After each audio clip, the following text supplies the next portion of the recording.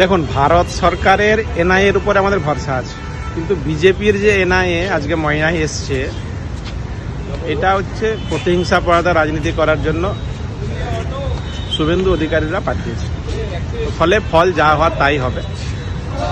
Politically Trinamool কংগ্রেসকে কোণঠাসা করার জন্য, তৃণমূলের লিডারদেরকে মিথ্যা কেসে ফাঁসানোর জন্য আজকে এনআইএ ময়নায় এসছে।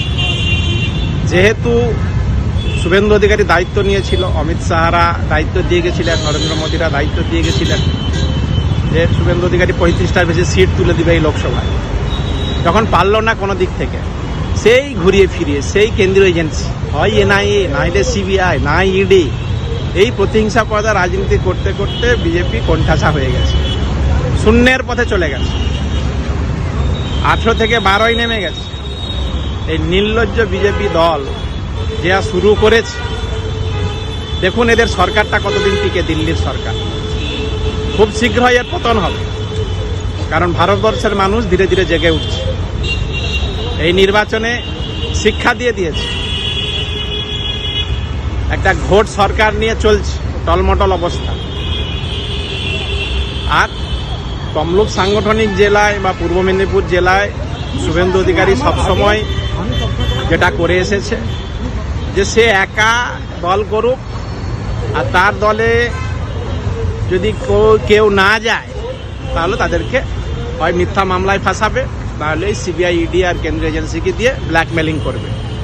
তবে নিশ্চিত থাকুন, আমরা তৃণমূল কংগ্রেসের সৈনিক এটুকু বলতে পারি যে যতই কেন্দ্রীয় এজেন্সি লাগাক, যাই লাগাক, আমরা কিন্তু ঝুঁকছি না। সিদ্ধারা সোজা করে মমতা বন্দ্যোপাধ্যায়, অভিষেক বন্দ্যোপাধ্যায়, আমাদের নেতৃত্বরা যেমন লড়াই করছেন, আমরা সৈনিক হিসাবে, তৃণমূল সৈনিক হিসাবে সেই লড়াই আমরা চালিয়ে যাব।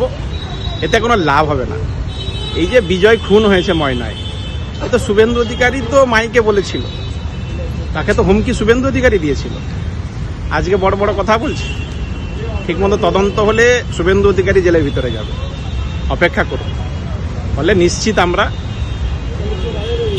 জাস্টিস আমরা চাই, তদন্ত হোক, কিন্তু বিজেপি যে তদন্ত করছে, তদন্তের নামে কেন্দ্রীয় এজেন্সিকে লেলিয়ে দিয়ে যে তদন্ত, প্রতিহিংসা পরাধা রাজনীতি, এতে তৃণমূল কংগ্রেসকে দমানো যাবে না, তৃণমূল কংগ্রেসের নেতৃত্বতে দমানো যাবে না। মিথ্যা মামলায় একাধিক, আপনি দেখুন ময়নায় যত লিডার আছে তৃণমূল কংগ্রেস, সবাই নাম দিয়ে দিয়েছে, জেলারও একাংশ লিডারের নাম দিয়ে দিয়েছে।